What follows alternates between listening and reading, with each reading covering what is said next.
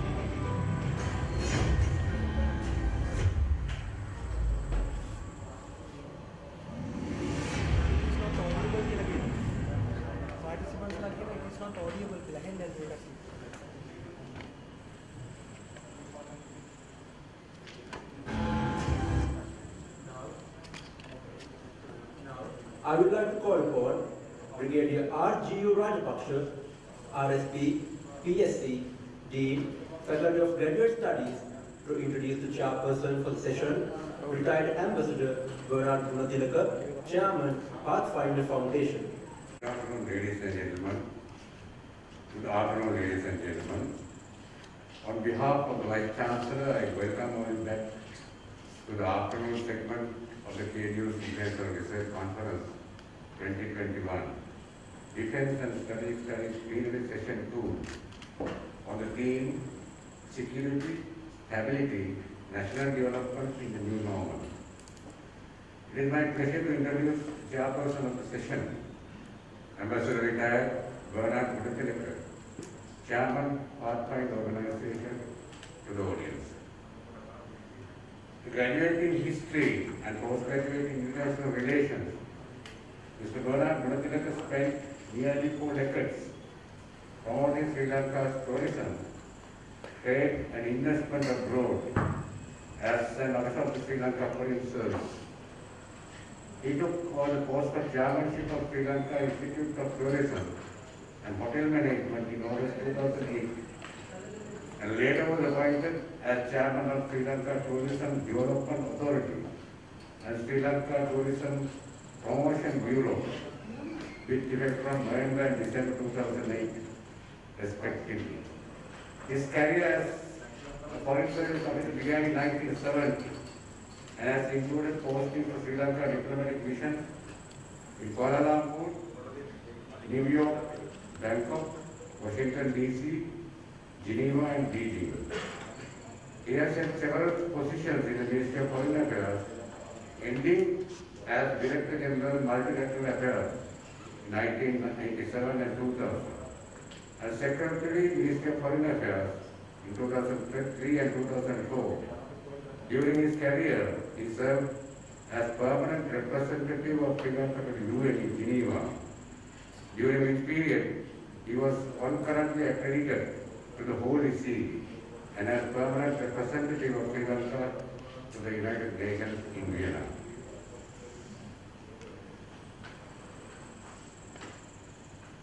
Ambassador Gunatilaka was Recording in progress.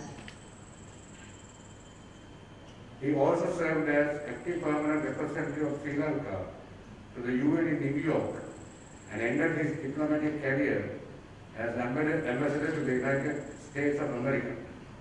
Following the signing of the ceasefire agreement in 2002, he was appointed as Director General of the Secretariat for Coordinating the Peace Process and functioned as a member of the government negotiating team. Whilst thanking him for being here with us today, accepting our invitation, I now cordially invite Ambassador retired Bernard Munatilaka to chair the session. In the meantime, I would like to call upon our eminent guest speakers in the plenary too.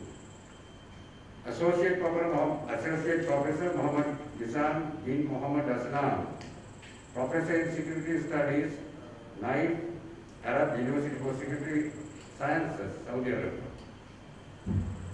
Dr. Rajeswari Pillai Rajagopalan, Director of the Center for Security Strategy and Technology in Observe Research Foundation in India.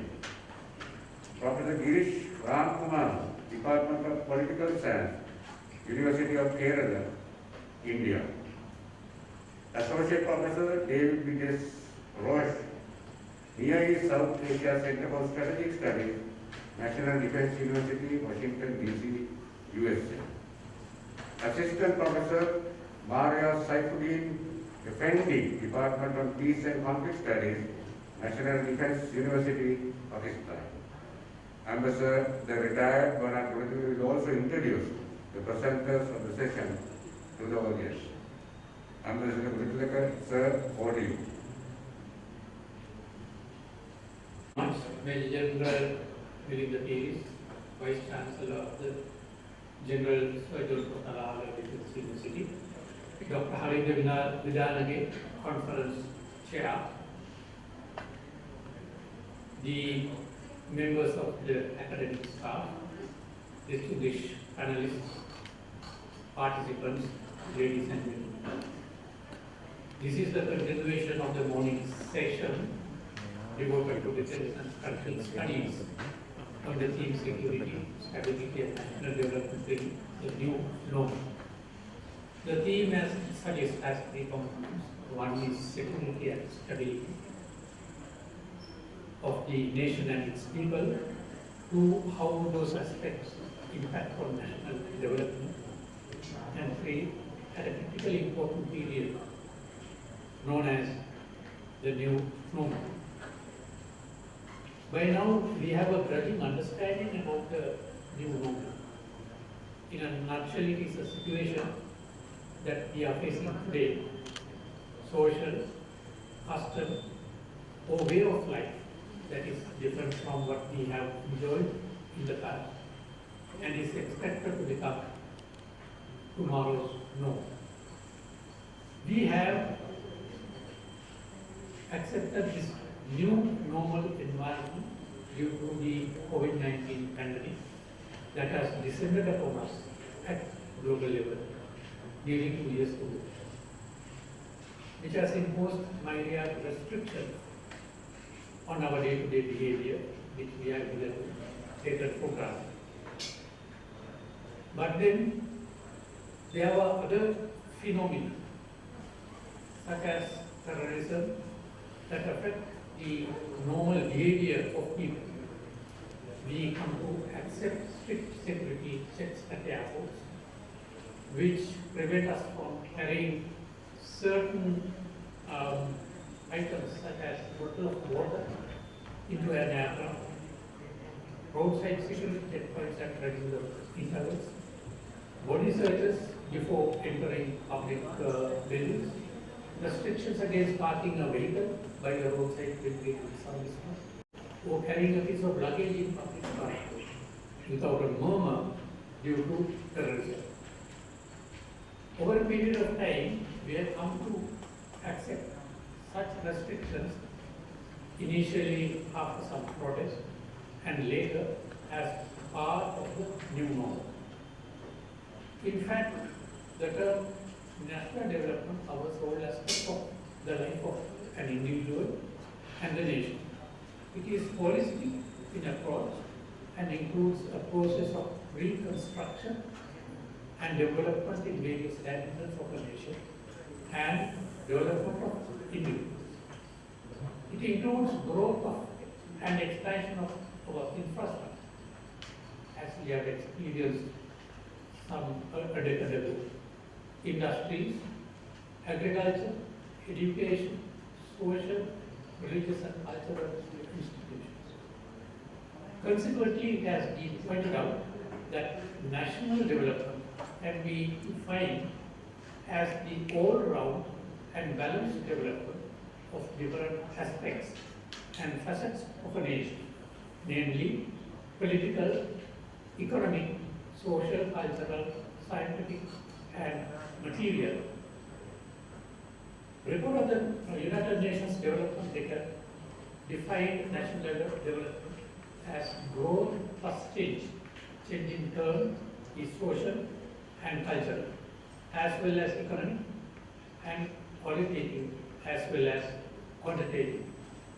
Development of the nation, according to the report, encapsulates such parameters as development through planned national development, increase in agricultural production through application of modern technical know-how, harnessing industrial production, development of human resources, application of science and technology in production sector, provision of mass education, and provision of various facilities to meet the needs of and aspirations of the disadvantaged, deprived, and poorest of the poor segment of the population. Quite interestingly, such a description does not include or cover the role of security and stability in national development. Nevertheless, these two aspects remain main ingredients essential for national development. Clearly, without security and stability, there can hardly be any national development. I hope this second session on the subject would provide us with an opportunity to further elaborate on the importance of security and stability of the nation, and to what extent these two aspects play a role in national development. With that introductory remarks, I would like to invite our first speaker,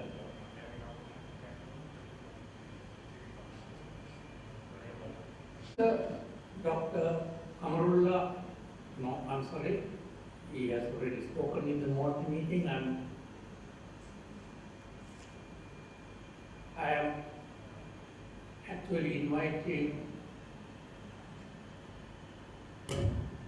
Professor Mohammad bin Mohammad Aslam, Professor in Security Studies, Naif Arab University for Security Sciences, Saudi Arabia.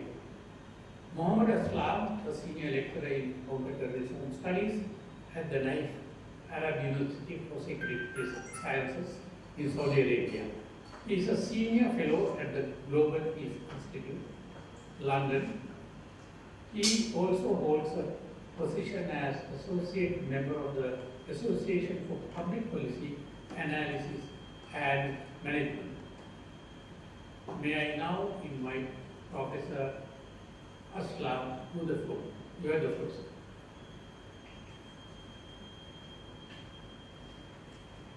Okay. All right.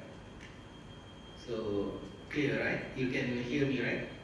We can hear you. Thank you. Okay. Okay. First of all, I would like to say thank you very much to the Mr. Chairperson, Ambassador Bernard. Okay, and I got to know that you've been working in Kuala Lumpur before, so that's great. All right.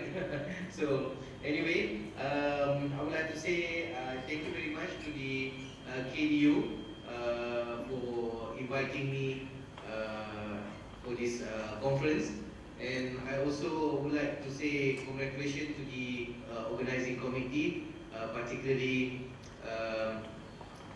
Ms. Major Sinduja, the one who connected me with the conference. Okay, so my presentation today, which is on decoding the global security threats of COVID-19, and I'll try my best to fix it within 15 minutes. All right. Okay. Give me 1 second, please. Okay. Right. Okay.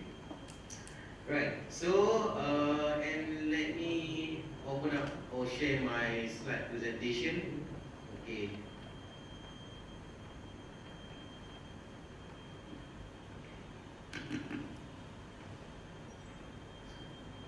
So you can see it, right? Yes, we can. Okay, yeah, thank you, Mr. Ambassador.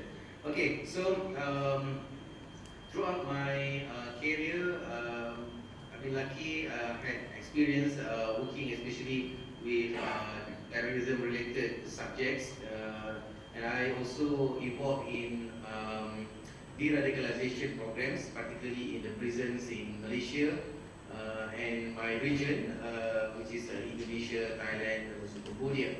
And recently, I also had an experience working with that kind of condition in Saudi Arabia. So I also met with the bombers, especially Bali bombers and people who related to the Osama bin Laden before.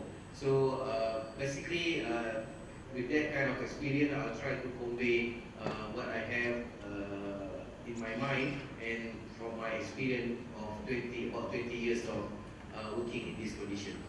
Okay, as Mr. Ambassador said just now, actually, as we know, yes, the whole world completely changed because of pandemic, and there are significant changes, especially in terrorism-related activities. And we know that even though people are in the condition of lockdown, or some countries like Malaysia, for example, we are in we were in emergency situation before, but with those kind of conditions, people spend lots of time at home and spending their time in front of computer. So the thing is, the radicalization or indoctrination means they also change from physical kind of indoctrination to online indoctrination. And there are lots of lone wolf terrorists have been reported all around the world during this pandemic situation. Okay, so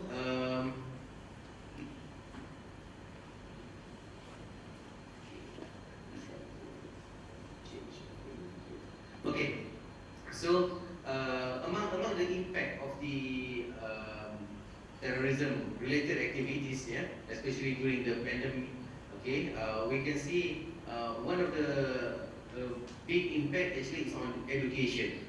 As we know that schooling limitation and students cannot go to the school as usual, and we can see actually there are gap actually. There is a gap between I can say developed and also developing countries. For developed countries, more or less the readiness is there. It means they prepare the students with the online platform. However, for developing countries, even in Malaysia or in Saudi as well, even in I think in Sri Lanka have the same problems, because certain areas we cannot hardly to get the signal, the internet coverage, and some students have to go or they have to climb up to the hill or mountain, and they have to go to the tree to get the signal. So with that kind of limitation, somehow it will limit the chances or opportunity to gain knowledge, right? And also we know that daily life also affected, which is the life completely changed, and people have to live in the so-called new norms, the social distancing, the mask, and also this hand sanitizer, all sorts of things. And people have to scan barcode, they have to carry their smartphone anyway, and then they have to spend more time, especially during this pandemic, to buy things or to go anywhere because they have to go to the queue and anymore. Alright. So more or less, it will affect the terrorism-related activities as well. Okay. However, somehow I just impressed. For example, if we can see, for example, in the conflict between Palestine and Israel, as well as in Afghanistan. So these people, they are not wearing masks, but then they are successfully launched attacks or do some sort like guerrilla activities or operation during this time. Okay, and then economy, as we know, completely we have to change from traditional approach to the digital or platform, and there are lots of business have been migrated to this kind of platform. And for those who are unable to be in that situation, they've been left behind, right? And defense industry, this is also the most interesting one. As we know that for every conflict, for each of war that happened in this world, defense actually, or the company who involved in the defense industry, supplying ammunition or all of the equipments, this is the good opportunity. This is like a good port for them. However, because of pandemic, more or less the industry itself not really into it, because people start to lowering down the attack, or they are not really focusing on the terrorism activities as before the pandemic. However, the threat still there, just it reduced a bit. Okay, and then also we can see the narrative. That's why in some of my presentation also, I've been asked why, and somehow looks like they have no terrorism activities. I said no. From the report and also the global index report, there is terrorism activity, and also significant attacks. However, because of the media attention, the media narrative is not focusing on highlighting those kind of attacks. They are more focusing on pandemic itself, so it is not really be seen. However, it is still there, and we can see the different pattern of the terrorism-related activities. Okay, so right, next slide. Okay, so I just go a bit from the continent. We can see, for example, in Africa, there is a significant terrorism activities, especially related to Boko Haram, and also Niger Delta, in Nigeria, in Niger, and Sierra Leone, okay, in Mali. So there are attacks, there are the problem related to terrorism activities still there, and some of the report also saying that they get better opportunity, because when people not really going out because of pandemic, even the enforcement officer also try to limit their movement because of the pandemic. Not the whole, but certain enforcement officer or countries, they are not really like robust like before, and it gives some opportunity for this group to enhance their activities. In Asia, as we know, even recently we can see in Afghanistan what had happened, and the Taliban, and also IS Khurasan, the new one, ISK, as what had happened recently. And then prior that, we can see in Iraq, in Syria, in Yemen and Saudi, the conflict still exists, and it means the tension getting higher from time to time. And it means down a bit, for example, in Philippines, in Philippines, South Philippines, the MNLF, Abu Sayyaf group, in Indonesia, even in Myanmar, significant attacks during the pandemic also happened.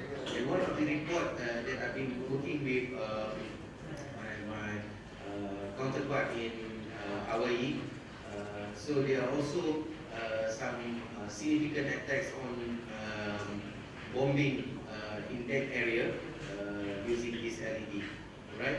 And then also in Europe, we know Ukrainian or the problems in Ukraine and also in Cyprus still exist, and the attacks still there. And these people actually they are not really scared to the pandemic, to the virus, okay? But they have their own target, their own objective that they want to achieve. And then in Middle East, as I said, also it is in the Yemen itself, okay? In Iraq, Syria, okay? They also happen. Sorry, I mean mixed up with the Asia just now. In Latin America, in Colombia, in Venezuela, the unstable condition, the political instability also happen, and somehow it gives some opportunity for those who involved in terrorism, okay, which is not only terrorism per se on the religious background, but they also terrorism related to the narcotic, to the drugs, to the criminal and animal. Okay, so right, and this is the some of the report produced by Asia Pacific for counterterrorism studies, APCSS actually in Hawaii. So we can see the propaganda of terrorism also significantly. Even though the disagree one is more, however, the agree on the propaganda, the existence of the propaganda, and some of the new magazine of ISIS-related propaganda or media also continuously produced by this group of people. Okay. And my last slide, okay, what happened? What's next? Okay, the future challenge for me, the first one is on the health security, right? And as we know that 80%, 60 to 80% actually the medicine supply comes from China. Okay, not only medicines but all the health equipment come from China. And then when the pandemic happened, the attack by this deadly virus, automatically the China also have to stop somehow this production because they want to make sure their people is in good situation or good condition. And this one and this situation affect the whole world, especially those the country who really means linked to this kind of production.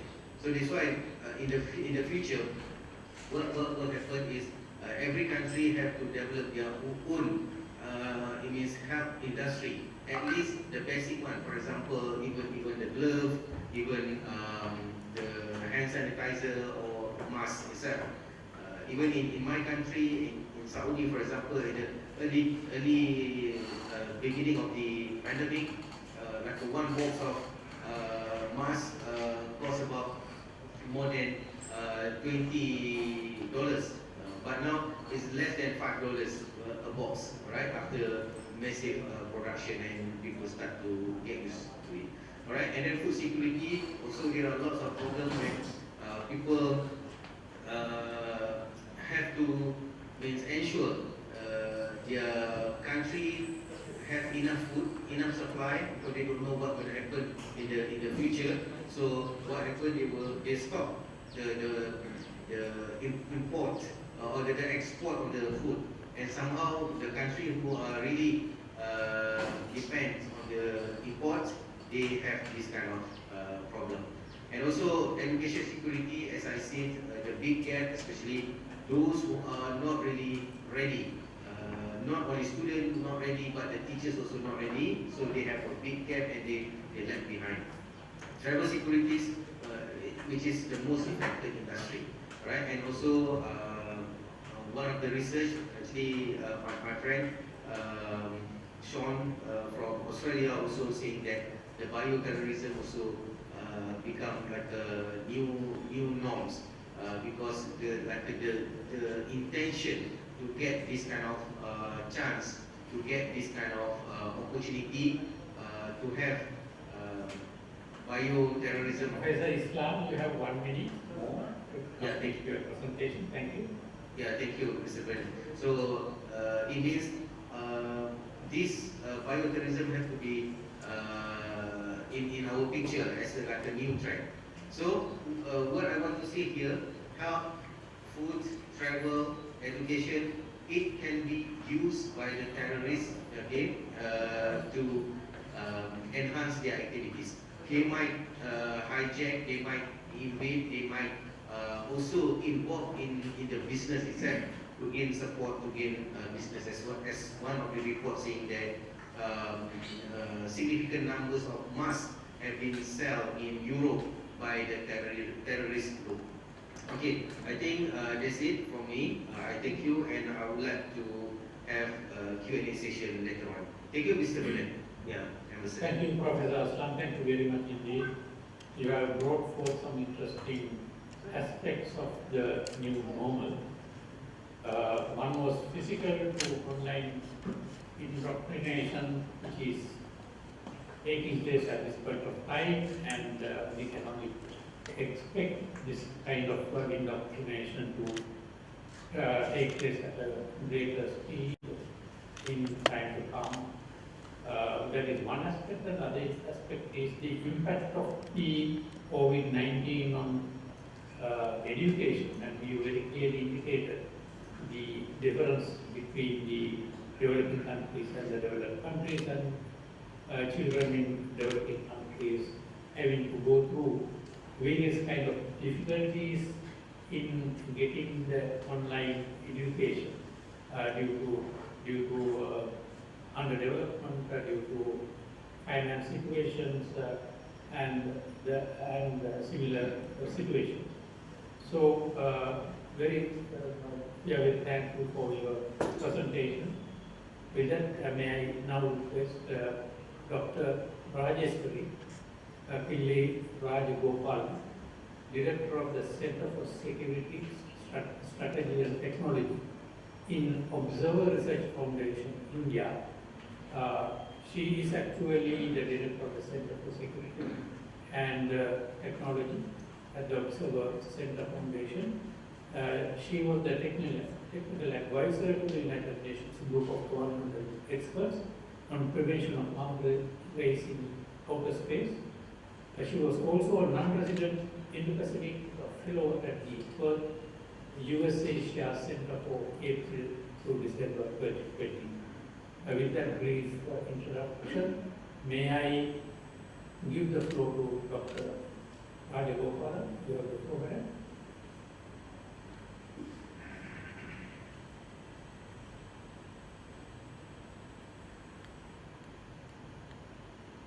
Yeah, hi.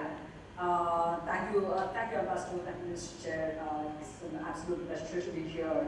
Good afternoon, everyone. And first, let me thank the organizers, the Department of Studies, KBU, for inviting me, and of course, Professor Harinda, for giving me this opportunity to be part of the 14th International Conference this year. Delighted to be here, and the organizers have asked me to share some thoughts on nuclear space and some of the emerging technologies that complicate the security risks in Asia. So Asia is clearly in a state of strategic flux. There are a number of factors contributing to it. China's rise has been dramatic and also the most consequential one. Risks and challenges in the nuclear space as well as emerging technologies are also growing. But the mechanisms that hold these in these domains are showing signs of age and are under enormous stress. So let me go through each one of these in a sense. So first, on the nuclear side, you have both nuclear non-proliferation and nuclear security issues. Both are potentially destabilizing, contributing to the growing regional insecurities, and both of them also impact on regional and global stability. But I do see global security as an issue, as an area that still has some potential for cooperation on the Asian countries and beyond. So on the non-proliferation side, while nuclear non-proliferation has remained a major challenge for more than 60 years, the enormity of the challenge has grown many-fold in the past couple of decades. During the Cold War years, there was one major nuclear threat, which was the US-Soviet rivalry and the threat of a nuclear war. But today, the world is faced with other challenges. You have WMD proliferation, that is weapons of mass destruction, proliferation, terrorism, especially with a special emphasis on nuclear terrorism. Today, the number of countries pursuing nuclear weapons has also gone up significantly. It is particularly worrying in this context that the proliferation of weapons of mass destruction, along with their delivery systems, could be a major issue of concern. The threat is particularly loud and clearly shared. Issues of expanding Chinese and nuclear missile capabilities, China-Pakistan strategic cooperation, nuclear and missile activities of North Korea and Iran are of specific concerns in the Asian context. Chinese proliferation of nuclear weapons and technology, including delivery mechanisms to North Korea, Pakistan, and Iran, has altered the military balance in Southern Asia and beyond. So first, to look at the NPT challenges, you have North Korea and Iran, and of course, nuclear terrorism, and of course, the largest problem, the biggest challenge that I see is the state of the nuclear non-proliferation. So on the Iran and North Korea problem, they both continue to challenge the NPT regime. North Korea walked out of the NPT and continues to develop, test, and mature their nuclear and missile capabilities, threatening the region and beyond. Similarly, Iran's interest in pursuing nuclear weapons is again loud and clear. Despite the JCPOA, the joint agreement amongst its parties, Iran's long-term intentions to develop nuclear weapons are also somewhat clear. And of course, China's expansion of the nuclear arsenal as well as the qualitative change are of enormous concern for the region and beyond. There are at least two major reports that have been cited which are evidential of China's expanding the size of its nuclear arsenal by building more missile silos. The debate, of course, on China's nuclear buildup is always mired in considerable dispute. The construction of the nuclear missile silo field in Xinjiang region in western China indicates that PRC is fielding a larger nuclear force based on fixed land-based capabilities. The site is believed to host about 110 silos. This development comes against the backdrop of the evidence that China has built a site with 120 silos in the arid region of Yunnan in the Gansu province. The question is it simply a way to better hide their nuclear missiles, to preserve their second strike capability, or is there something more serious at work, such as Chinese effort to match or surpass the size of the US and Russian nuclear arsenals? And if China does expand the size of its strategic forces, India will be compelled to do so, and thereafter Pakistan and so on. Augmentation of nuclear and delivery mechanisms is a perfect impetus for new arms race, making security and stability challenges far worse in the region. Arms built-up, whether it is conventional or strategic in nature, could lead to elephant fights in the broader Asian theater unless corrective steps are taken, and that brings me to the final point of this section. So are the existing non-proliferation regimes capable of tackling their enormous challenges? There have been differing views on the success and failure of the NPT and other regimes. The inability of the West and the existing non-proliferation regime to take punitive measures against states like North Korea demonstrate the weakness of the regime. This demonstrated weakness has important consequences. The inability can force other regional powers to look at nuclear options, for instance. Japan is a case in point. During times of crisis in the past, Japan has contemplated going nuclear. At least there have been several debates, even within political parties, on the need to do so. So it is possible that Japan has been compelled to consider these options on two accounts. First, the worry that North Korea's nuclear and missile-related issues cannot be sorted out through international arms control agreements. There is a sense that international arms control agreements are no more effective in taking care of problems like Iran and North Korea. Japan is sensing the increasing North Korean threat from such a perspective and is not certain about the effectiveness of international agreements to curb the North Korean nuclear threat. Some Japanese scholars have also argued along the similar lines. The state of the nuclear non-proliferation regime continues to be an issue. The global non-proliferation regime has been under stress for some time. The regime is facing challenges is not a new thing. While the challenges may appear unprecedented, the reality is that the nuclear non-proliferation regime has faced challenges since the time of its inception. In fact, those challenges in the past have helped tighten the rules and consolidated the regime to become stronger. For instance, India's first nuclear test in 1974 led to the establishment of the nuclear stop test. Similarly, the information about Iraq's nuclear weapons program led to the development of the IAEA Additional Protocol. North Korea's exit from the Nuclear Non-Proliferation Treaty led to proposals to eliminate the right to withdrawal clause in the NPT, but this proposal is yet to be accepted. So there have been steps taken in the past by great powers by consensus, from identifying the challenge to instituting mechanisms to strengthen the regime. However, today the political differences between the US and other power centers on other political issues have spilled over into the nuclear non-proliferation regime, and this has given the violators the perfect opportunity to exploit and weaken the regime. The breakdown of consensus is posing to be the greatest challenge facing the nuclear non-proliferation regime. So while there is nothing new about the regime facing these challenges, what is today different is that the great power politics has cast a shadow in the ability to further tighten the regime. Looking at some of the more recent developments, the NPT worked on a review conference scheduled for 2022, which has been postponed from April 2020. There is no certainty of how the review conference is going to go and if there are going to be any meaningful outcomes. This is unfortunate because it is the 30th anniversary of a treaty in 2020 and the 25th anniversary of its indefinite and unconditional extension granted in 1995. So it was a pretty momentous occasion to review the treaty's outcomes and shape a progressive agenda for the next few decades. But there are enormous problems. The 1995 indefinite extension of the treaty, for instance, happened because of three promises: early conclusion of a British WMD free zone, strengthening of IAEA safeguards and treaty review process to reinforce non-proliferation, and realization of concrete steps towards nuclear disarmament.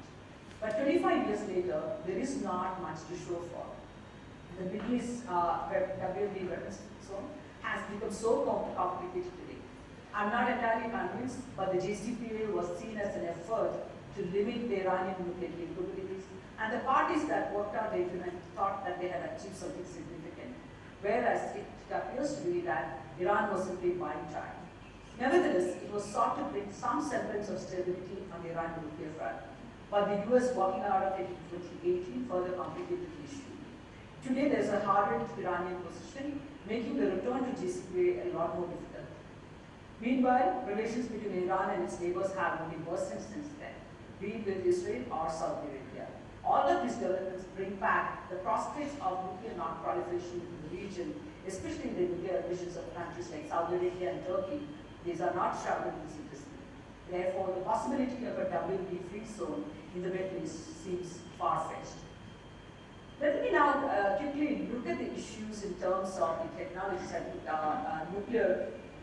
new technologies are not discussed in the context of NPT, and I think that's an inherent problem because nuclear risk in the contemporary times and continues to see a breakdown, possible breakdown in nuclear dependence with the introduction and impact of new technologies. Introducing, therefore, these technologies in the NPT conversations to reduce or manage the risk associated with nuclear weapons. Nuclear risks have been challenging for a while now. New dynamics brought in by the change of geopolitical changes and the changes in technology have given way to more conversations on nuclear stability and nuclear risk. This geopolitical problem is exacerbated by some of the emerging technologies which will also have implications for nuclear stability. Here, other than the US and Russia, which are a variable in each of these relationships, the others are new players in relative terms, and there is an emphasis on acquiring hard power capabilities, including hypersonic weapons, automation, and artificial intelligence, AI. These developments thus make the decision-making process a lot trickier, and this will be based on not only on not nuclear considerations, but on considerations of conventional weapons capability as well. Let me take the case of hypersonics. Development of hypersonics will have a big impact in this regard. A key problem here is that such Madam, you have 1 minute to complete your remarks. Thank you. I have taken about 10 minutes so far. Okay. A key problem here is that hypersonic weapons can increase the potential for surprise attacks because of the difficulty of detecting and countering them. This could lead to a destabilizing arms race between the key great powers in the region, all of whom are working on developing these weapons. An additional problem with hypersonic weapons is that they potentially erode the line between conventional and nuclear weapons, which could also increase instability. Another evolving technology is BMD or ballistic missile defense, which also has similar problems. Nuclear deterrence and stability are based on mutual vulnerability, and BMD is threatened to undo this key source of stability with unpredictable consequences. The fear that one side might develop a strategic technology and a technological advantage was one reason for the Cold War US-Soviet anti-ballistic missile treaty, ABM. It might be time to revisit the possibility of developing a wider ABM treaty-like instrument in order to avoid a larger technology arms race. Let me run over the last final area that I want to quickly look at, outer space, which Russia has been trying to raise repeatedly in nuclear conversations. The talk of a space-based missile defense system has raised the level of these conversations. The number of countries using space assets to step up their military capabilities and national security functions has gone up. Also, the fact that states are looking at space utilization for conventional military operations as against use for strategic operations in the earlier decade has added a new dimension. This increasing use and reliance on space for national security missions has led states to develop counter-space technologies to disrupt, deny, degrade, or destroy space systems. These include both kinetic and non-kinetic means. Counter-space capabilities such as anti-satellite weapons add an inherently destabilizing dimension to our space security. And as of now, there are no effective defenses against ASATs. Over and above automation, machine learning, and AI bring new dynamics to security in general and nuclear deterrence in particular, making them a lot more complex. The risk and ramifications of these weapons are not yet fully understood, and there is an urgent need to address the dangers posed by innovative technologies and to devise international arrangements to regulate and restrict their use. Some early efforts have been taken in this direction, most notably in attempting to prohibit the deployment of fully autonomous weapon systems. But a lot more needs to happen to gauge the impact of these technologies and forge new or revised arms control mechanisms or export control measures, which will be a complicated exercise given the dual-use nature of many of these emerging technologies. Let me stop there and thank you for your time and attention. Thank you very much indeed for that presentation, focusing on nuclear related issues. You have spoken about the nuclear developments taking place regionally as well as globally, and how it is affecting security, global security. You have also focused on non-proliferation, WMD proliferation, and nuclear terrorism. These are things that actually in the current context we seem to have focused on for a while, and it is time that we focus on these issues once again, because although the nuclear test ban treaty prevented nuclear tests, we are fully aware that other related developments are taking place.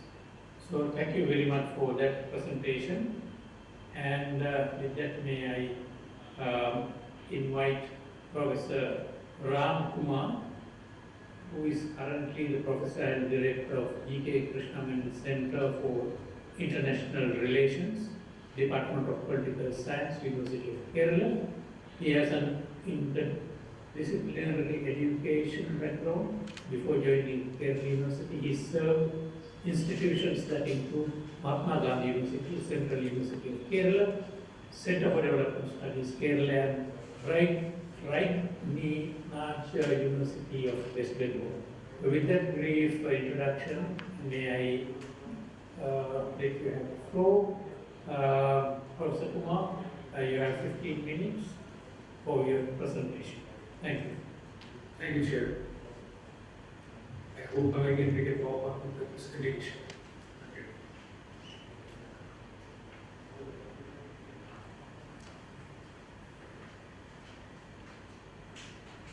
I hope you can see that, right? Yes, we can see. Yes, thank you. Okay, thank you. Thank you, Honorable Chair, the President, today. I first would like to express my deepest thanks to Ladies and Gentlemen, Parents, Honorable Vice Chancellor, for giving me this opportunity. And I also thank the organizers and simply chairing them for the wonderful logistics. So the paper which I am going to present here is on dynamics of global power politics and Indian space innovation system. Where as an international relations student, I just want to make a new illustrate. Thank you, Dr. Rajeswari, already played a part of it, making my job a little bit easier. So the structure of the paper is I'm giving a brief introduction, about the Indian space system as well as the global space innovation system. I know that I'm constrained with time, but I just want to give an introduction where space innovation system is indispensable for national innovation system, national defense system, because space technology makes our national defense system exceptionally strong. Because this is one area where technological advances require such intensive research on every subject, all the way from electronics to human biology. And that every new project propels forward not just the field of space research, but all the sciences related to it.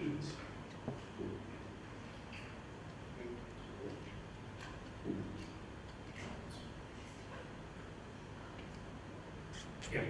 So if you just look at the global space innovation system, you know that it is an asymmetrical innovation architecture.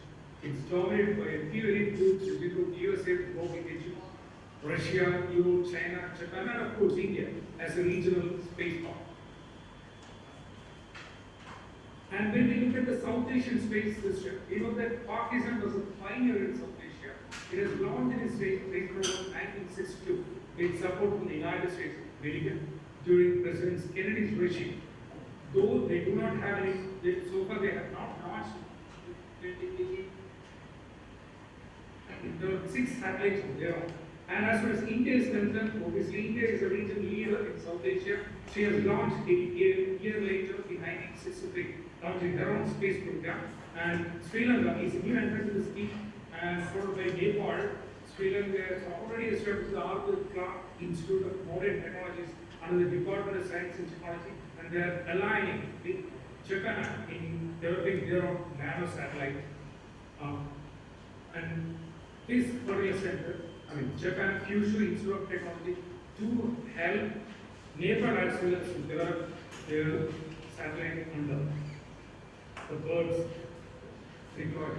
So I just give you an overview of the satellites of South Asian nations. India is currently having 101 satellites, followed by Pakistan 6, Sri Lanka and Bangladesh and Nepal 1 each, and the other South Asian nations do not have any. But I just want to also bring your attention to the global scenario, where you can see that United States has got nearly 3,800 satellites, followed by Russia having 1,500, and China is developing. Right now they are having about 500 satellites. And this is a new buzzword in global space innovation system that is building a very strong global navigation satellite system. If you just examine the global navigation satellite system, you can see that China is focused on the number 1 in position, even though the US has already established a predominant position in the constellation. It has got about 31 satellites, followed by Florence with 24, and Pillai, the European Space Agency, 26, Baidu of China with 48 satellites, and Japan having 4, and India having 8 satellites. So I just want to introduce the concept of neorealism into the theoretical context of innovation studies, where neorealism, obviously, as you are aware, that it specifies portrays the world as an anarchical. The world, it perceives the world as an anarchic one. State is considered as a rational character, rational actor, where national security is a prime domain. So those states which are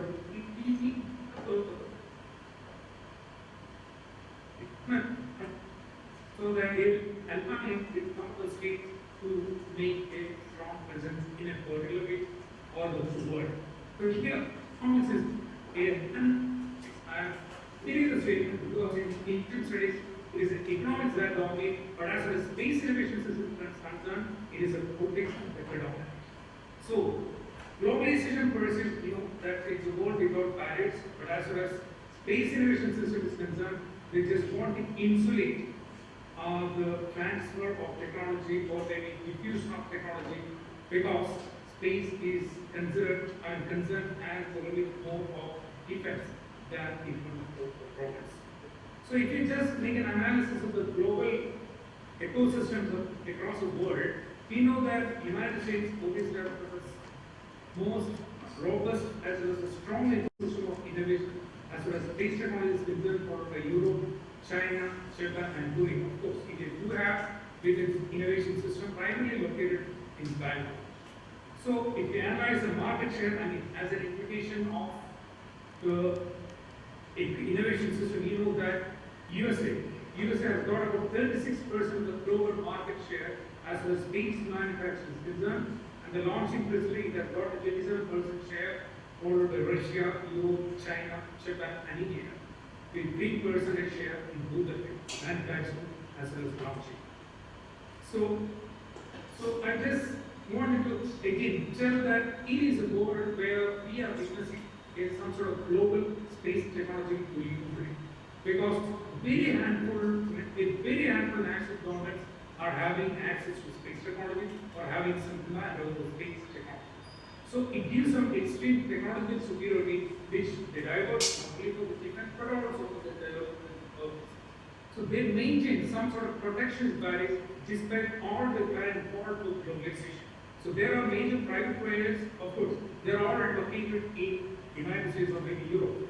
India, for instance, has recently tried to bring forth another Satana Policy 21, which is also fostering the participation of private players to strengthen its domestic innovation system.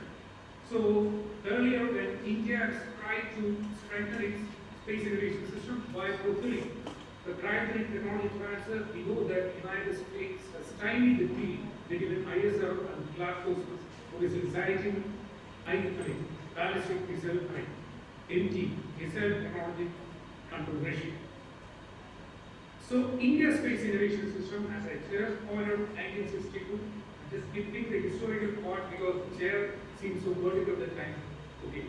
So as far as India's space innovation system is concerned, we do have about 28 institutions, both under the private sector as well as the public sector, which is strengthening to create a very buoyant innovation sector and space system. But when we apply the reference of neorealism or international relations into the space innovation system framework, we know that all the nations, be it Sri Lanka or India, or Pakistan or Nepal, every nation in South Asia, they are extensively relying on the support of a major part, like the United States or Japan, or maybe even now India, which are moving speaks.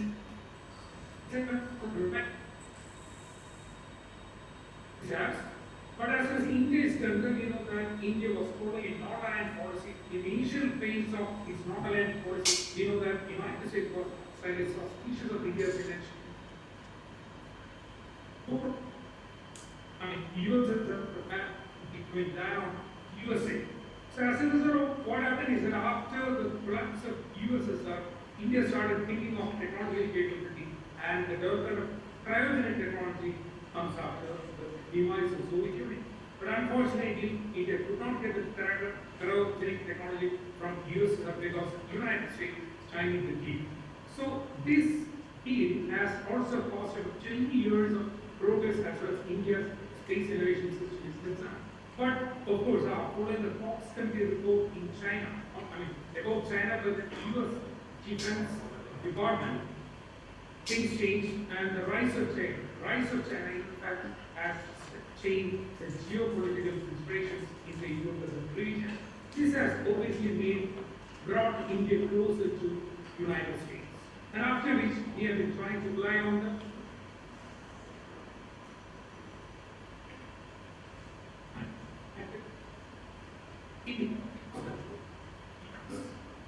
the US and China became estranged partners as far as defense is concerned. Defense is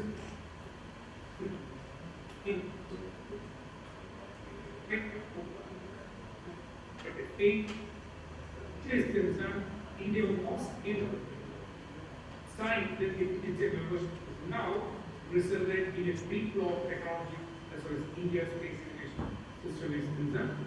Now, we know that India and US is engaged in a strong strategic partnership, and obviously it is an aggressive China.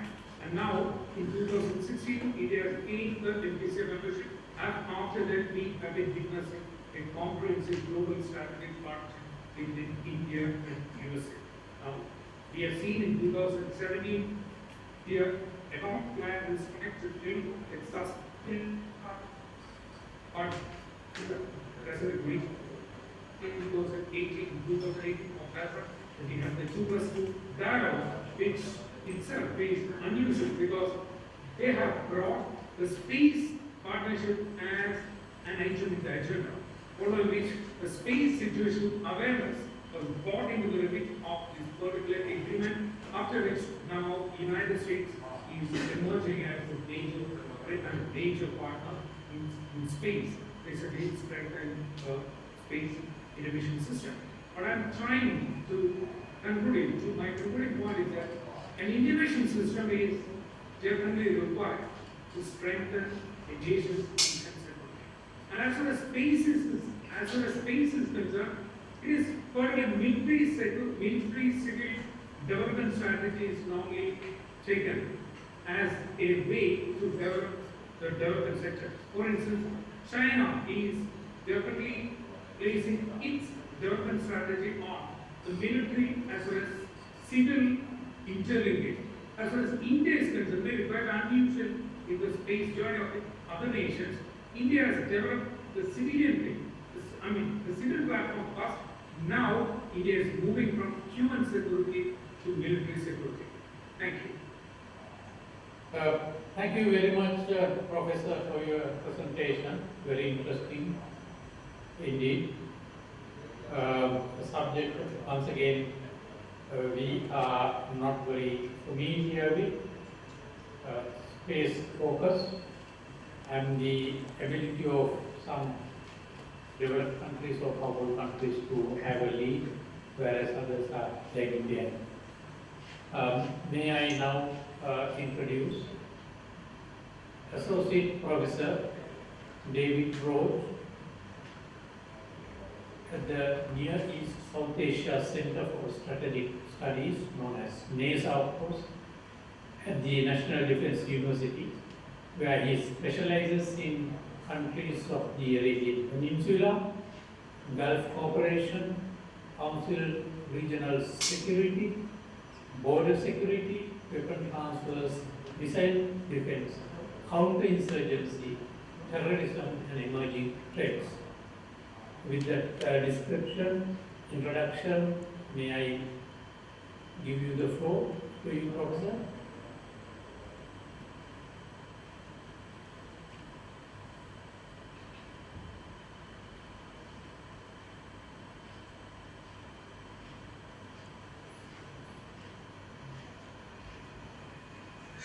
Thank you. It said the host can now light up. It's an honor to be here. I'm going to share my screen here to do this, so hopefully this will work. Let's see if I can get this going. Can you all see my screen here? And there we go. Okay. Are the slides You got visible? it, yes. Thank you. Okay, so I'm going to talk briefly about the democratization of warfare, and I think this goes really well with what we've just had. So the upper left-hand picture is the first military satellite image ever. It was made in 1958 by a satellite called Corona, and you can see that there's a very faint outline of an airfield.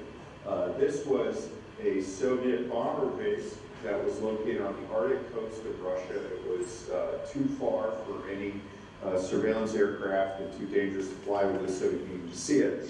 The bottom right picture shows the satellite that got it. It's an extremely complex undertaking costing billions of dollars. where a satellite had to fly over the Earth, took a picture with a wet film camera, then ejected the film in a canister that was caught in flight by a cargo aircraft and produced an image of this fidelity, which extremely costly, but at the time that was the state of the art. This is a photograph of Sir John Kodawalla National Defense College, which took me about 3 minutes to acquire via Google Earth. A free image. I was able to get a precise latitude and longitude that I could use, with minimal effort, would give me a 10-digit grid useful for like artillery targeting. And if I were to put money into this, this was a free image that I was able to get here in the United States, minimal effort, but for less than $1,000, I could probably purchase daily overhead satellite images of the same facility. And so from around the world at minimal cost, I could determine, what buildings, had people going in and out, where car parks were, et cetera, where things were going. So what we've seen is that capabilities that once used to belong just to the richest, most exclusive countries, large industrialized countries, are now available to virtually anybody. Smaller countries, terrorist groups, secessionist groups, criminal gangs, et cetera. This democratization of warfare is only going to increase. So the bottom picture shows a Planet Dove satellite. This is produced by a commercial firm in San Francisco. Again, it's very small, about the size of a shoebox, costing in the tens of thousands of dollars. And the upper picture shows a satellite surveillance network enabled by Planet satellites. And as you can see, they cover virtually the entire inhabited world.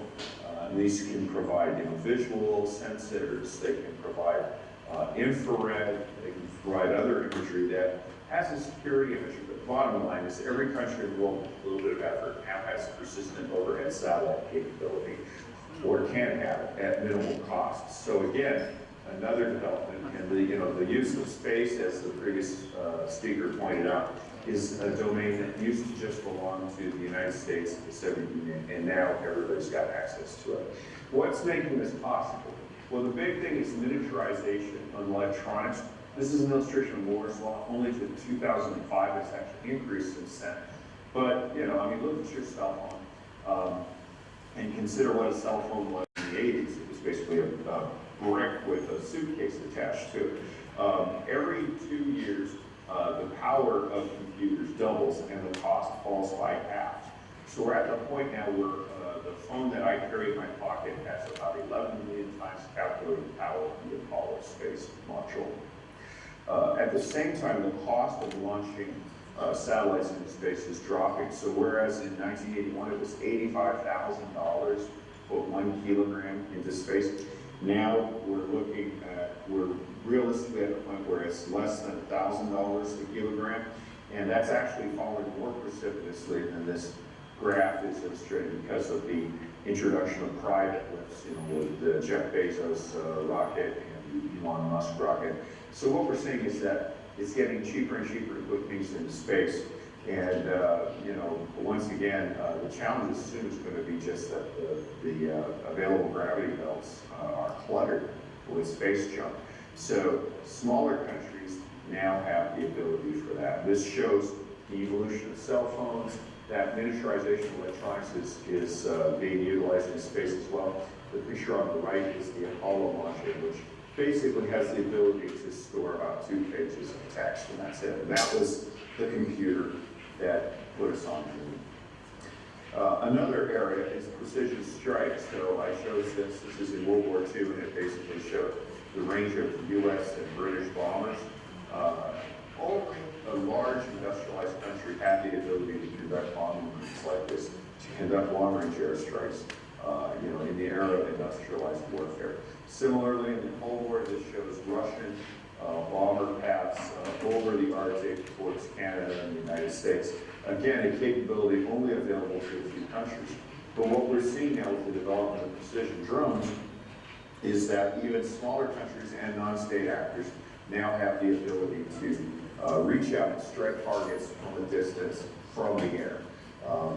This is a test of an Amazon commercial drone. Amazon's requirements for package delivery was 250 kilograms within 1 meter without active system guidance. So that means something that doesn't have a signal or an operator that could be jammed. So think about that. If you had an artillery battalion that could put a 250 kilogram round, which is roughly it's more than four, it's 4 105 howitzer rounds within 1 meter, that would be the best artillery unit in the world. Once Amazon achieves that goal, it will be militarized within seconds. And that ability will be used by state and non-state actors. Indeed, one of the first uses of an aerial drone that was noted outside of normal hobby use was to deliver narcotics into prisons. Drones are simple, even children can operate them. This picture in the lower right-hand corner shows one that has the ability to operate independently. Frequency shifting, which in the 80s was again a high-level electronic warfare capability, is now commercially available for less than $1,000. And it has accuracy. This shows a drone attack on a Saudi guard post in Yemen at the beginning of a complex strike. The drone flew into the guard post and was followed by an attack. Again, this is an accuracy that you could not achieve with conventional artillery. This is another drone strike in South Saudi Arabia where a military communications facility on top of an airport building was destroyed without causing any other damage. And of course, this is the refinery at Abqaiq in Saudi Arabia, which was targeted by Iranian drones and cruise missiles. The cruise missiles hit the targets on the left, the refinery trained spheroids on the right were hit by Delta drones. This graph shows the distribution of the damage.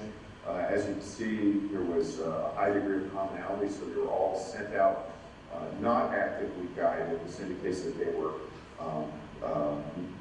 programmed onto the coordinates to just move there, probably via global positioning satellite systems. And it looks as though they fired 2 drones at each of the spheroids, and a number of them did make the rather long journey.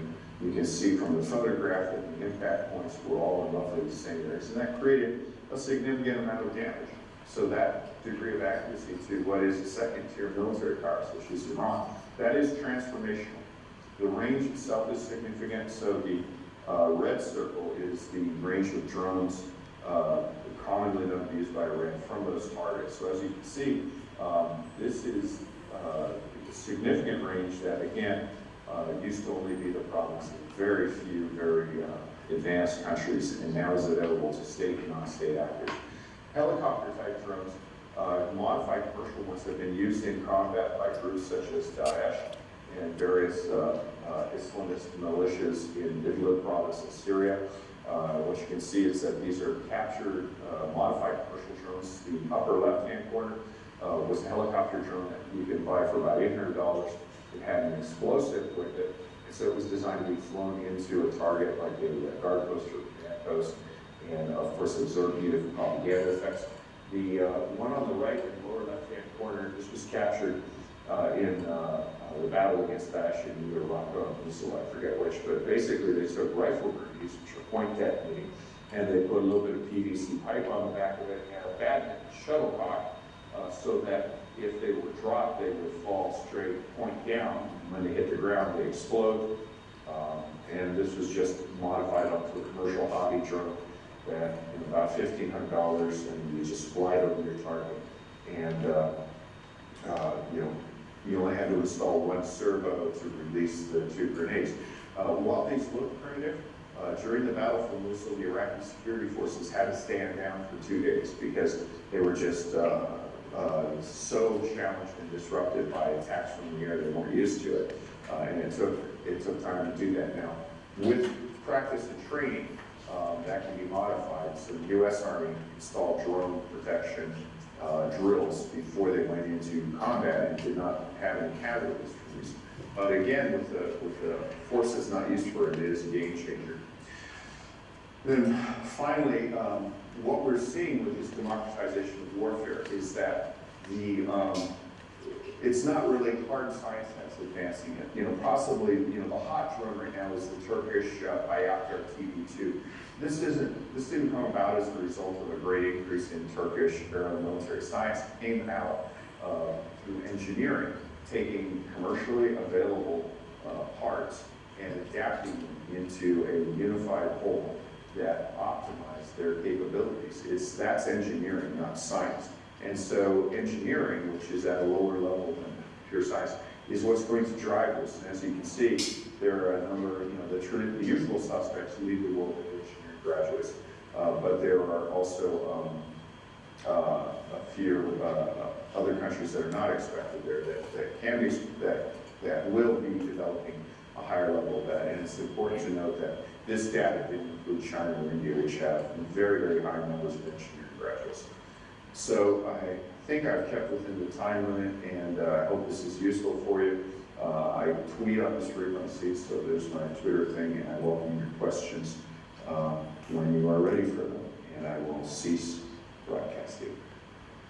Professor, thank you very much indeed for your presentation, very interesting indeed. The role of surveillance then and now is absolutely fascinating, and of course also the role of drones. There was a time we had to, all the nations had to rely on expensive bombers or fighter jets with pilots that took rough time to be trained at high cost. Today the situation has totally changed over the years, and a drone could deliver whatever they want to deliver, a commercial product or part of an explosive without any knowledge of the participants.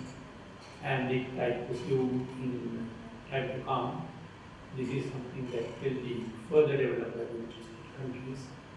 And I think we have not choice but to accept it as something new, normal. May I now move on to the next presenter, Assistant Professor Maria Saifuddin Effendi, who is attached to the Department of Peace and Conflict Studies in the EU. She is one of the biggest subject specialists in conflict resolutions in Pakistan's academia. She earned her MS in conflict resolution from the University of Bradford, UK. She holds a doctorate in conflict resolution from School of Politics and International Relations, Nizam University, and has many research publications to her credit. Professor Effendi, you have the floor.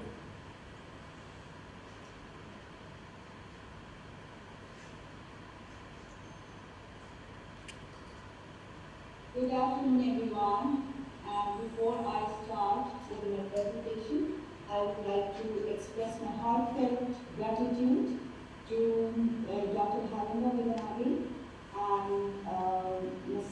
Sindhuja Jaratni. I hope I'm pronouncing the names correctly, and I hope I'm audible. I'm audible to everyone. I hope I'm audible. Yes, you are. Thank you. Thank you very much, General Sir John Patilawala University, for having me over. I'm fully honored. Within the broader theme of security, stability, and national development, I have chosen to speak on conflict and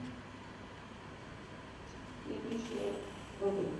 I have chosen to speak on conflict, security, and peace in South Asia and the new normal, challenges and prospects. Well, I will be speaking on three broader concepts. That is, in the first few minutes, I will be talking about security challenges in Afghanistan, Pakistan, and India and Kashmir.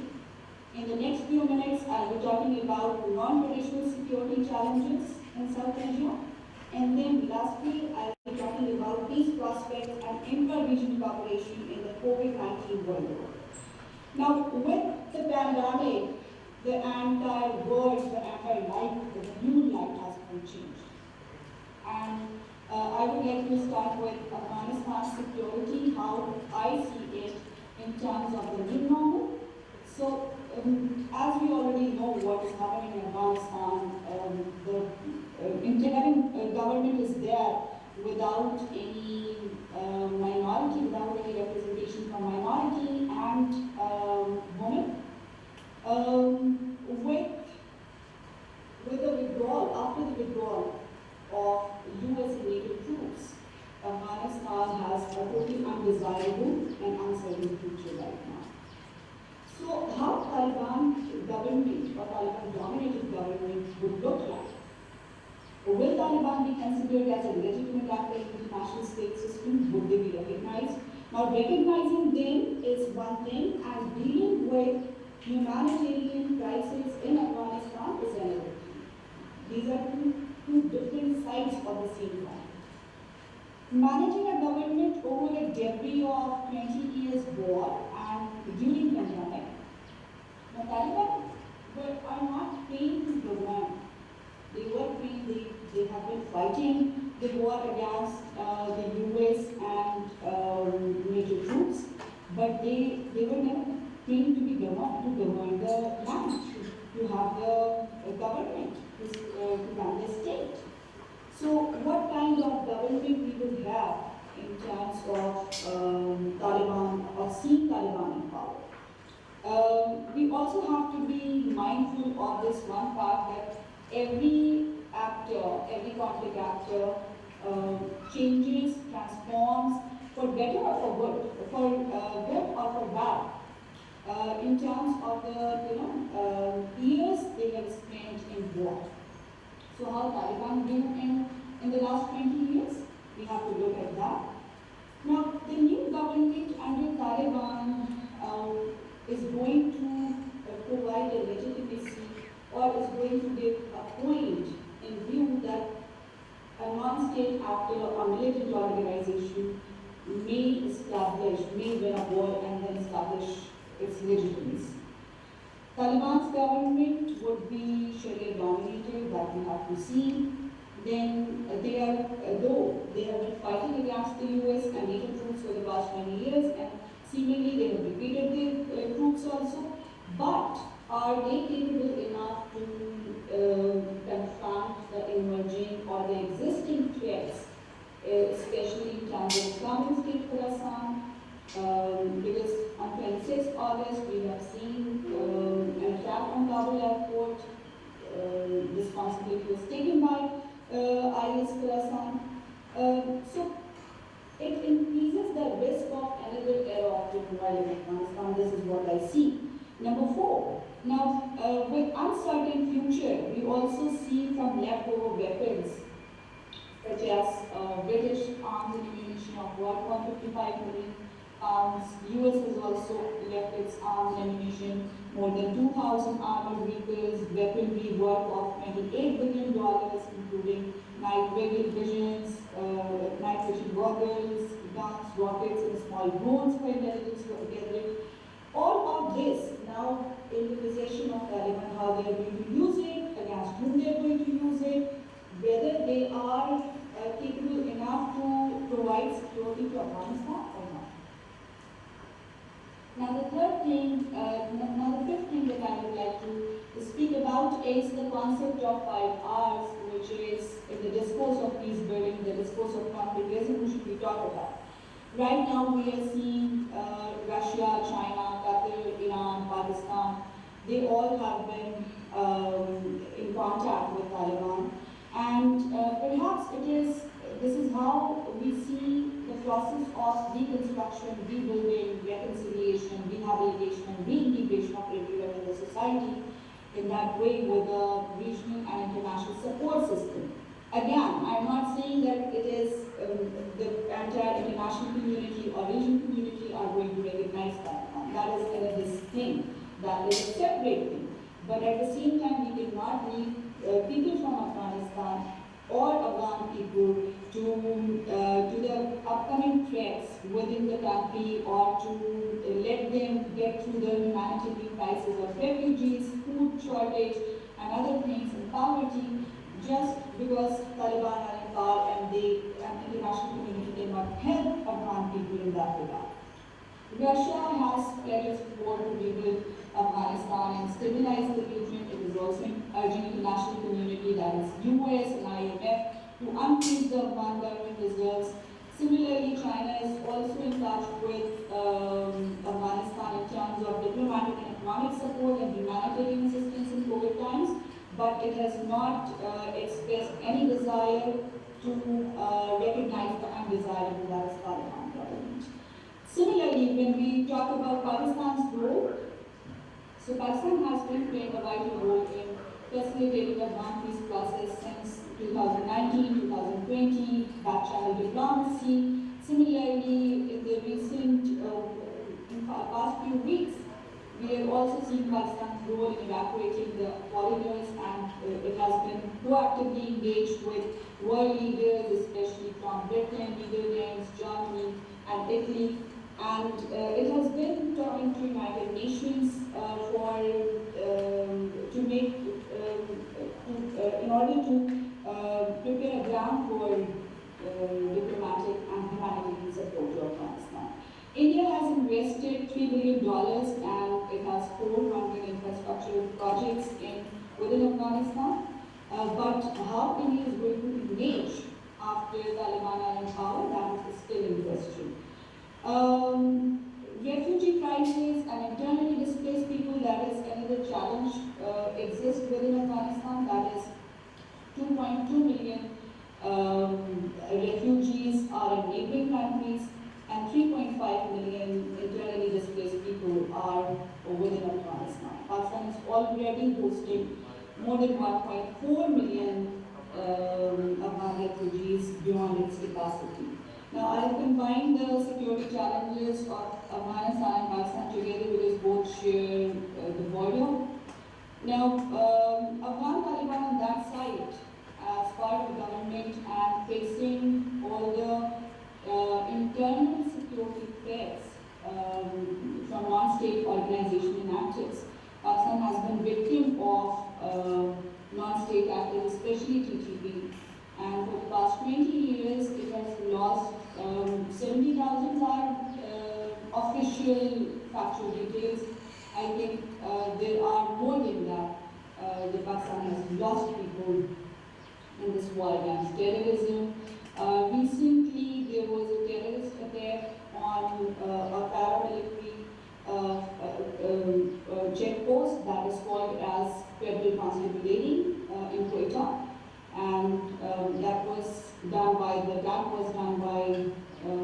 Tehreek Taliban Pakistan. So Afghan Taliban on that side, and inside there are also non-state actors that have to be kept in mind, that they should not get any inspiration from across the border, that since Afghan Taliban have defeated or have won a war, the same could have been done here also. So this should not be taken as an inspiration. Pakistan has been engaged, that I've already talked about. Pakistan has been engaged in active diplomacy with Germany, Britain, and other countries. The refugee crisis is already there, but Pakistan is hospitable, and it has welcomed 1.4 million Afghan refugees also. It is managing that. Now, another security challenge is continuing hostile relations between India and Pakistan. I don't see any confidence-building measures for the past few years, especially since under BJP rule right now.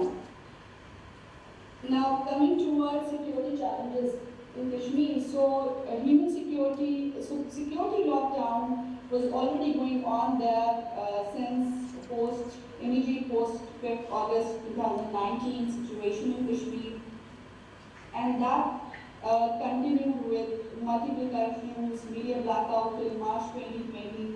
Political leadership of Kashmir was under house arrest for months, and there has been continuous security and pandemic lockdowns. It seems that COVID-19 has exacerbated armed conflict conflicts and violent conflicts in South Asia.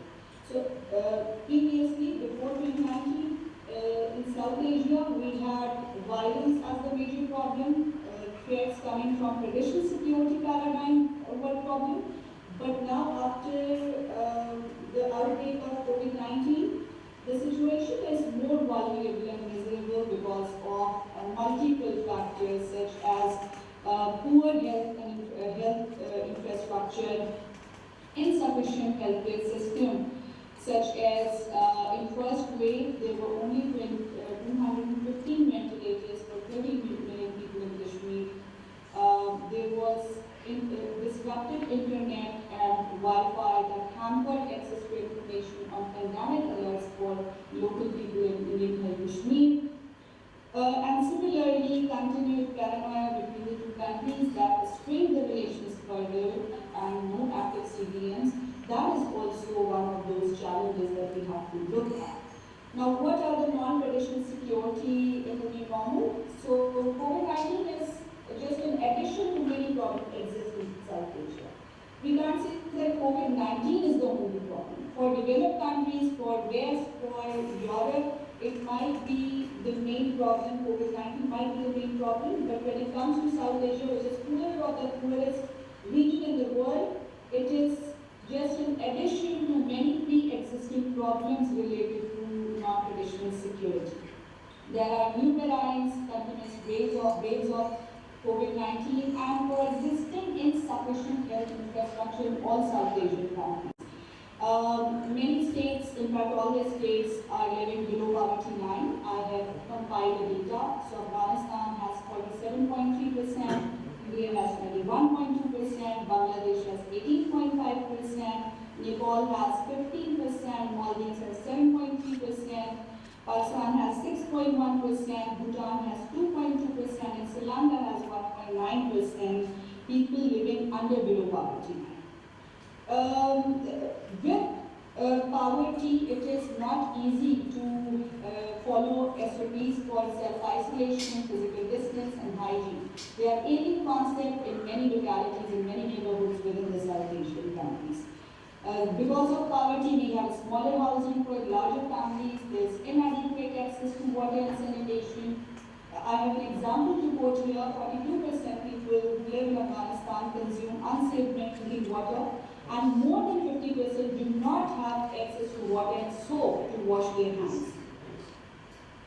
So, similarly, we have poor health system. In Afghanistan, there are 2.8 physicians for per 10,000 people. In Bhutan, 3.8 physician for 10,000 people. In Bangladesh, 5.3 physician. In Nepal, 6.5. In India, 7.8 physicians per 10,000 people. Now, continuous lockdowns have affected livelihoods and economy of the country so badly that there's increasing rate of street crimes and all kinds of crimes and violence in each of the country. Now, what are the peace prospects in South Asia in the new normal? So I do not, as a student of peace studies and conflict resolution, I do not consider adversity as an adversity. I like to see it with another lens. And that is, we have to find opportunity in adversity. We have to adopt conflict transformation approach according to which a conflict or a destructive conflict can be transformed into positive one. So we have to adopt new... Madam, you have 1 minute to complete your presentation. Thank you. This is my last slide. I'll take just 1 minute. Thank you. So we have to adopt new norms. That is, we have to invest more in new norms of peace building. That is virtual diplomacy. We have to talk about indigenous and regional peace building for indigenous conflicts. That is, the solutions should come from within rather than imposing the foreign solutions to local conflicts. Similarly, we have to adopt collective approach. That is, we have to focus on the commonality of conflicts, commonality of issues and problems within South Asia rather than approaching it from the other side. I would like to quote one last example and then I will leave. The regional interdependence through SAARC. Though SAARC has not performed too well, but for COVID emergency fund, SAARC has done some amazing job. That is, India has pledged $10 million, Sri Lanka 5 million, Pakistan 3 million, Nepal and Afghanistan 1 million each, Bangladesh 1.5 million, Bhutan has given $100,000 and Maldives has given $200,000. So that is an amazing thing to see that despite having persisting poverty, they are still contributing in COVID emergency fund. I think I made my points. I may cover two more things in question answer session. Thank you very much. I'm fully honored. Thank you for your patience. Professor, thank you very much for your presentation, which covered a fairly large canvas. Security challenges, non-traditional security in the new context, and peace prospects. And of course, the very important factor what you mentioned was peace prospects should come from within, not enforced from foreign sources, as well as the important factor where the countries in the region work together to pool their resources to overcome the current pandemic situation which we are facing. With that presentation, the line of presenters have been exhausted. Now we have to move on to the question and answer section. Now, let me start. First question, in fact, is to Professor Mizan. Professor, you mentioned about the Bali bombing and how terrorism was considered as the imminent threat to national and human security. Could you please elaborate more how terrorists have adapted to this pandemic situation in terms of their tactics?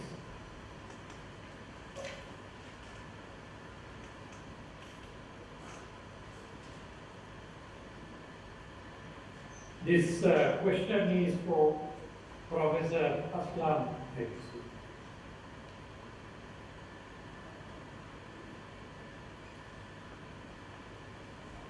Sorry, Mr. Ambassador, can you please repeat it again? Yeah, sorry. It says, refers to the Bali bombing and how terrorism was considered as the imminent threat to national and security. Request is to explain or elaborate more how terrorists have adapted to this pandemic situation in terms of their tactics. Okay, alright. Okay, first of all, thank you for that question and thank you, Mr. Ambassador. Okay, which is very interesting about the Bali bombing. The question just raised up, and then I would like to relate the recent open trial. 3 persons in Guantanamo Bay.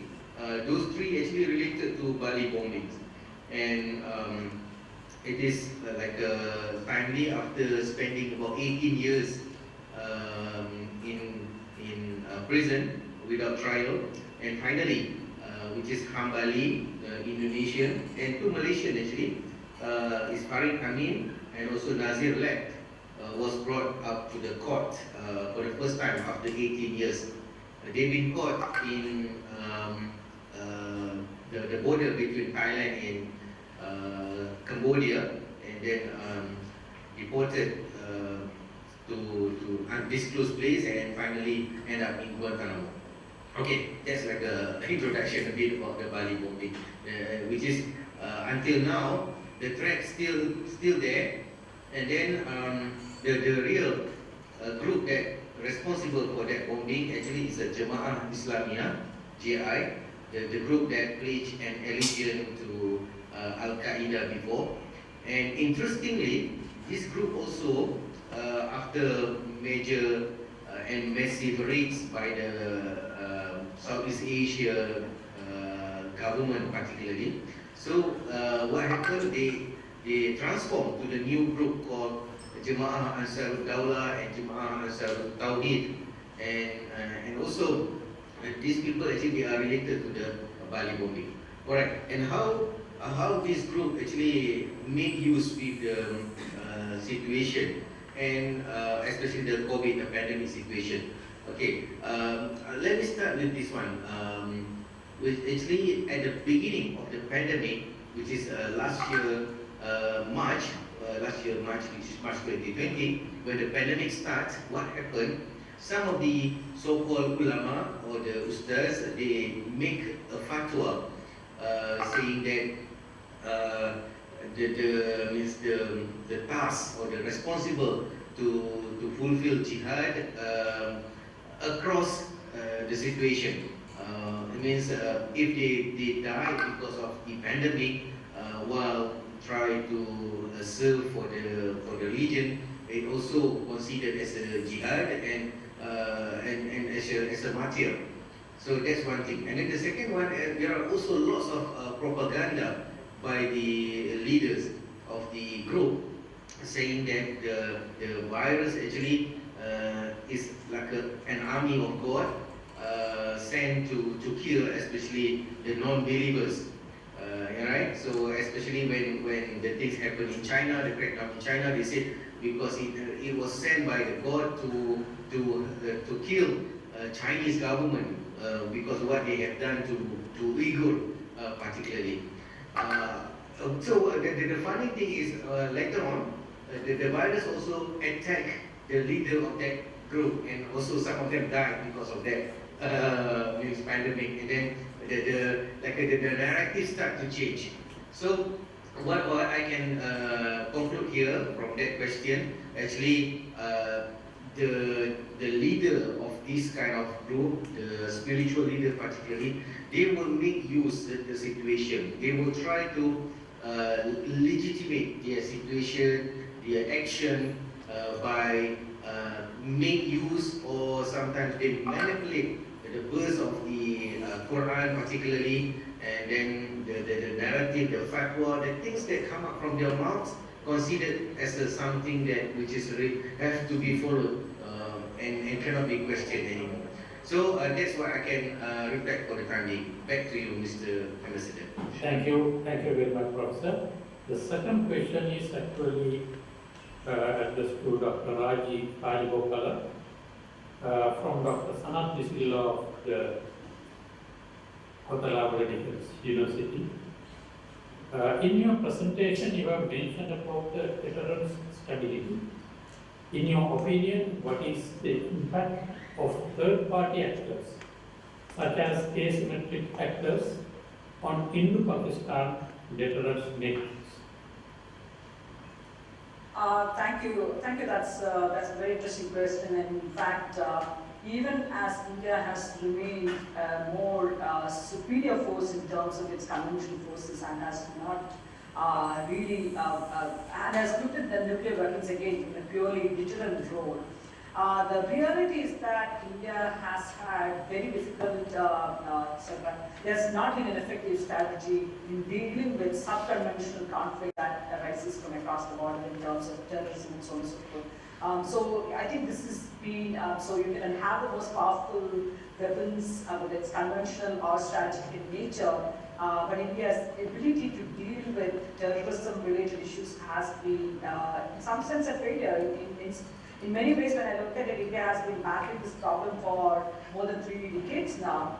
I would somewhat say that it is, India has learned to live with that particular problem. It is something that continues to, if there is another major 26/11 like the mobile terrorist attacks that might happen, it will once again be at the very top of the government focus and government priorities.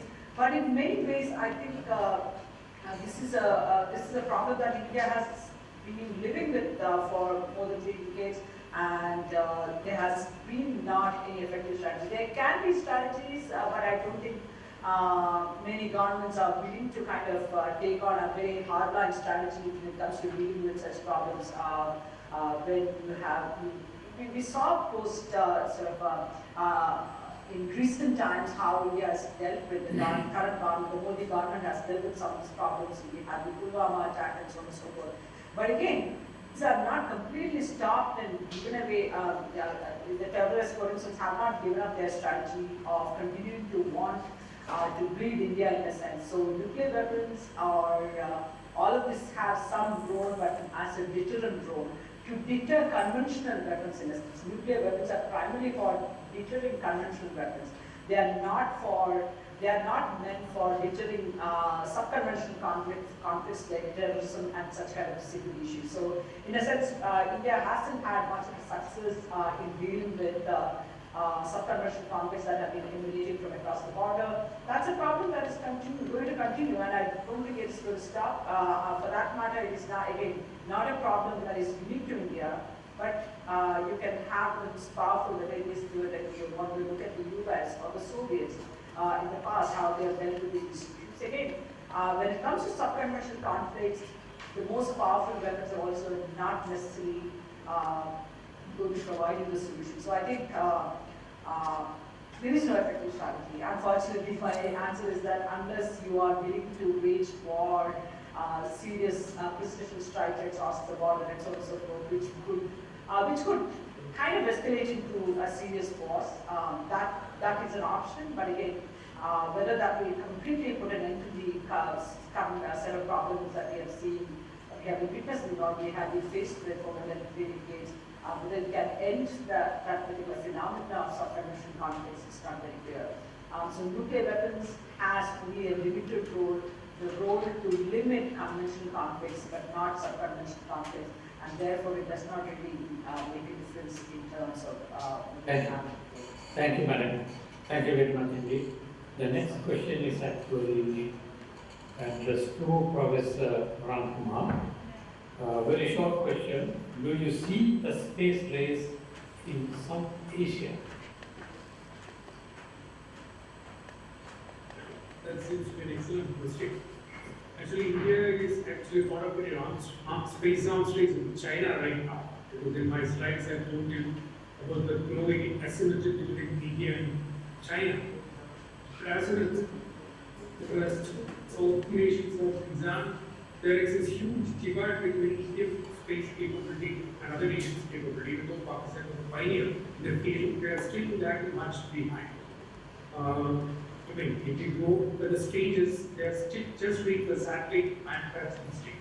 And the rest of the nations do not have the capability at all, because they are still developing their own satellites. I don't think that in South Asia, as if there is no arms race, but there is arms race between India and China. Thank you very much. Thanks. Next question is addressed to Professor David Roches. You explained about how states have improved in technology. My question is, when speaking about especially drones, could you please explain how violent non-state actors have accommodated this technology for their advantage? Yeah, good question. So, what's driving drones is not so much states. States are producing big drones, Turkey, the United States, but what's really driving it is the commercial market. And so non-state actors, be they criminal gangs or terrorist groups, are able to take commercial drones, which are usually hovercraft sort of things, helicopter-like drones, and use those to move over short distances. So what we're seeing are drones being flown, say, from Hamas into Israel. We're seeing drones being flown by criminal gangs to smuggle things into prisons, narcotics and cell phones. We're seeing terrorist groups like Daesh using drones with explosives either strapped onto them as one-way guided munitions, or with drones being used to deliver bombs that can be dropped from it. So it's an open market, and it's only going to get better. But the important point here is what's driving it is not government research and development. What's driving it is the commercial sector. And when you combine drones with cell phones and tablets that allow you to control drones, what you can see is non-state actors producing pretty impressive videos of attacks by other drones, that they observe from a third drum up in the sky. So it's a new era, and we all have to get used to it. It's going to be very hard because most countries have gotten used to ignoring the air if they're dealing with a non-state actor. Thank you, Professor. And next Thank you. question is addressed to Professor Maria. Question is, how does Pakistan respond to the emerging security challenges which you have explained? What measures have been taken to overcome them? Over to you, Professor. Thank you for a very good question, Ambassador. Well, Pakistan has been working quite hard with its political, or with its policies, with its national action plan, with its large and small scale military operations to counter all those threats coming from the internal non-state actors. So, while we are talking about Afghan Taliban on the other side of the border, we must engage at all levels. I believe that there should be various tracks of diplomacy to engage with the undesired, to engage with the non-state actors. While I talked about the inspiration that non-state actors within Pakistan, the inspiration that they can get from this entire scenario that was just in Afghanistan, when Afghan Taliban fought against foreign forces, that is NATO and the US troops. But in terms of Taliban Pakistan and other non-state actors within Pakistan, they are fighting against our own security forces. That is the difference between them. So we cannot put them together in one box. We have to look at them differently. So Pakistan government is working harder. It has introduced new policies over the past few years in which it has been eliminating the stronghold of non-state actors within Pakistan. That is how it is engaged in, not only through military operations, but also through political process. So we have to engage in a parallel way, rather than only focusing on military solutions. So there is a military solution to eliminate the strongholds, but there has to be, multi-track diplomacy process that involves de-radicalization processes within Pakistani society. That we are already doing. Thank you. Thank you, Professor. You have yet another question, and that is going to be the last question. Question is, how is Pakistan overcoming the security challenges it faces vis-a-vis Afghanistan? Pakistan, very recently, like last week, Pakistan has hosted foreign ministers of 4 different countries. That is Netherlands, Britain, Italy, and few others. Now, that means Pakistan has been using its diplomatic channels at all levels. Now, once Afghanistan is stabilized, that also assures challenges, security challenges that Pakistan is facing right now in terms of Afghanistan. So that is one way. Now it's too early to talk about what policy Pakistan is going to have in the next few years. But for the time being, it is engaging at all levels. It is engaging with Afghanistan at all levels. Thank you. Thank you very much indeed. No more questions. That brings us to the close of this particular session. I think we all agree that we had a very interesting discussion as well as a session of question and answers. We focused on many issues from Professor Aslam was focusing on physical to online indoctrination. and issues relating to education, as I mentioned before. And Dr. Rajagopalan was speaking on nuclear issues, which we have almost forgotten, as I said before, in the midst of the pandemic and other developments. But very much important subject for us to focus on, matters relating to NPT, and acquisition of nuclear weapons by certain countries, and the possibility of proliferation as well as nuclear terrorism. And Professor Kumar spoke of the subject of space-related matters, how handful of countries having certain capabilities and others don't have, and impact of that kind of situation. Professor David Roches spoke about surveillance, very interesting example he brought what happened in the past and what is happening now, and moved on to the current situation with regard to drones and their accuracy and the ability for such systems to attack targeted installations and civil facilities, which can be used by state sector as well as non-state sector.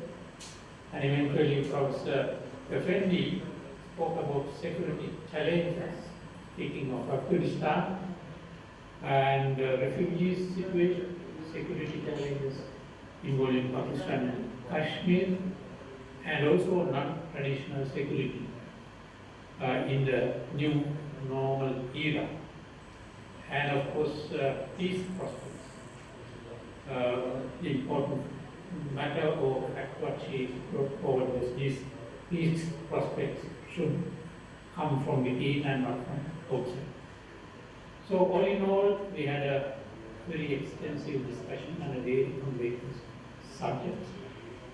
And we should thank the generous Rajagopalan Defense University providing for an opportunity of this nature to have a varied discussion on the subject that we have discussed. And I should also thank the Vice Chancellor as well as the Chair for inviting me to chair this particular session, and I hope you all will be happy that we engage in an important task, and also there will be opportunities for us to get together, exchange views on related matters in the future as well. Thank you very much indeed. I vote.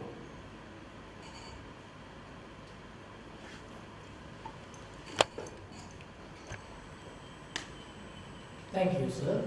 That was very interesting and lively discussion, and I believe we will all leave this session with much food for thought. I would like to once again thank the chairperson, retired Ambassador Bernard Kunatilaka, for gracing the 14th International Research Conference amidst his busy schedule. I would also like to thank the distinguished speakers of the second plenary for Defense and Strategic Studies, Assistant Professor Mohammad Mizan bin Mohammad Aslam, Dr. Rajeswari Pillai Rajagopalan, Professor Girish Kumar, Associate Professor David B. Roches, Assistant Professor Maria Saifuddin Effendi, for sharing their thoughts on the theme Security, Stability and National Development in the New Normal. Ladies and gentlemen, with that we conclude the second plenary for Defense and Strategic Studies for the 14th International Research Conference. We will commence the first technical session for Defense and Strategic Studies on 10th September at 8:30 a.m. Therefore, I request that you will be online via the same link for the next session which commences tomorrow at 8:30 am. Thank you.